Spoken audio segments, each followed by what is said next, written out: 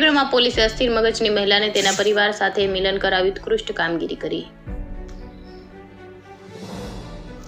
નાયબ પોલીસ મહાનિરીક્ષક વિરેન્દ્રસિંહ યાદવ સાહેબ ગાંધીનગર તથા જિલ્લા પોલીસ અધિક્ષક વિજય પટેલ નાઓએ અજાણ્યા અસ્થિર વિકલાંગ બાળકો, યુવાનો કે વૃદ્ધો મળી આવે તો તપાસ કરી તેમના વાલી વારસોને સોંપવાની કરેલી સૂચના અનુસાર વિભાગીય પોલીસ અધિક્ષક સ્મિત ગોહિલ ઈડરના માર્ગદર્શન હેઠળ તથા ડીએન સાધુ સીપીઆઈ ખેડબ્રહ્મા નાઓની સૂચના મુજબ અજાણ્યા અસ્થિર મંદબુદ્ધિ વિકલાંગ લોકોની તપાસ કરી તેમના વાલી વારસોનો સંપર્ક કરવા સક્રિય કામગીરી કરવા માટે ખેડબ્રહ્મા પોલીસ ટીમ સતત પ્રયત્નશીલ હોય તે અનુસંધાને ખેડબ્રહ્મા પીએસઆઈ એવી જોશી તથા સ્ટાફ સાથે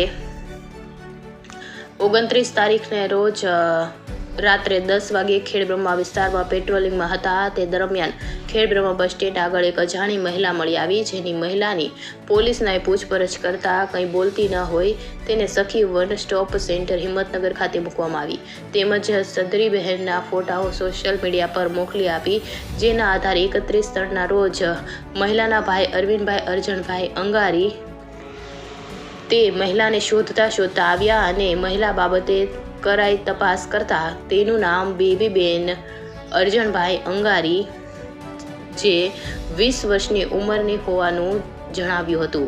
આ મહિલાને માનસિક અસ્થિર મગજની તકલીફ હોય, તેની દવા પણ ચાલુ હોય.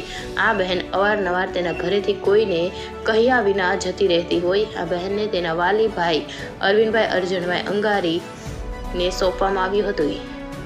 India 24 news reporter Jayesh Thakor સાથે શૈલેષ પટેલ, ચીફ બ્યુરો સાબરકાંઠા.